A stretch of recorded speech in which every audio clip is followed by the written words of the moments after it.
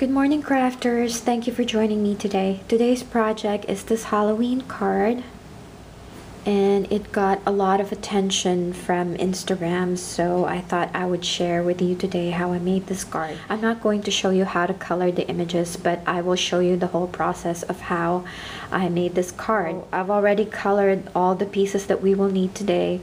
Plus, I just wanted to explain that I covered the eyes for the owl with glossy accents just to make it shine, as well as the little spider that he has or she has on her scarf. And of course I used my Wink of Stella to give it some sort of shine and glitter because it's Halloween and glitter is nice. So if you're interested to see how I made this card, then please keep watching. So I'm going to show you first all the stamps that I use for this card, and these are just older Lawn Fawn stamps and they're still available, so you can find them anywhere.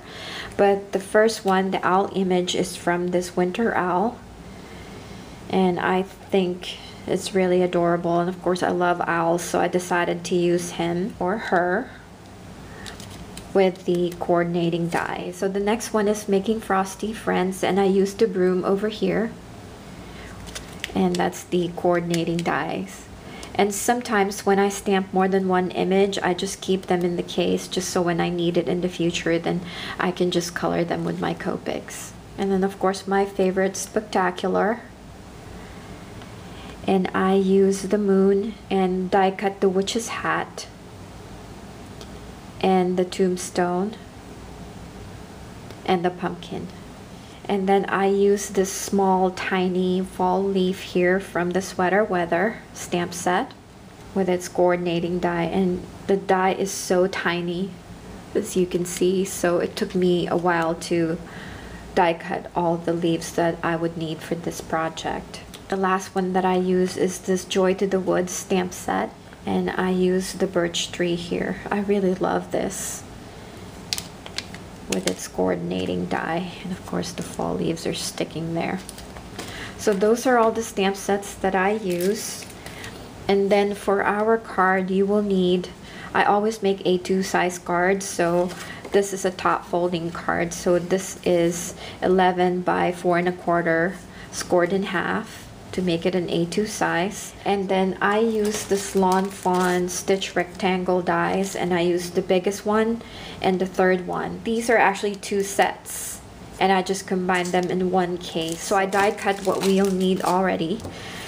So I use the big rectangle die and the third one, and I just die cut this piece, but we will use this piece to die cut our rolling hills there, which I will show you in a second. I also use those dies.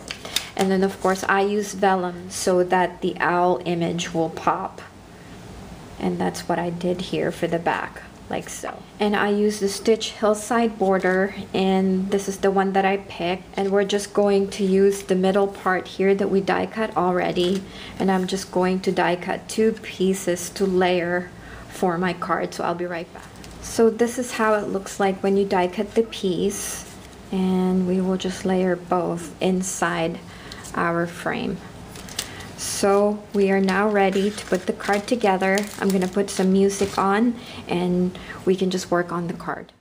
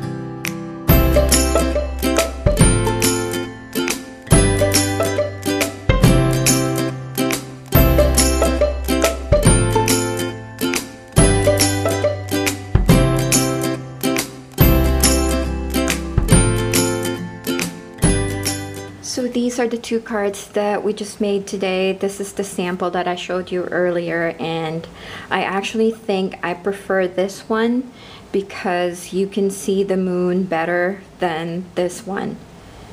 So sometimes, you know, you can rectify a bad card by doing it again. So my process for this is color a couple images first and then cut them out, prepare everything, lay them all out right in front of you so you can make or mass produce cards. And sometimes the second one is better. I didn't do a good job with my embossing there. I was in a hurry to show you guys everything that I did for this card, and of course my fingers were shaking a little bit today. I guess it's because I'm super hungry. I haven't had breakfast yet.